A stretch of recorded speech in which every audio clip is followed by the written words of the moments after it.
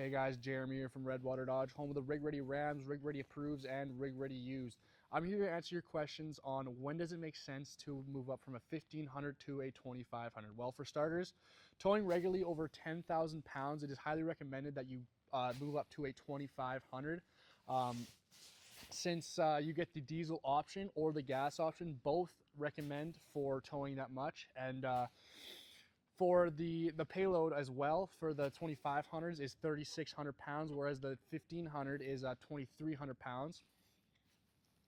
And the towing capacity on the 2500s is 20,000 pounds compared to the 1500 with 11,000 pounds, just over 11,000 pounds.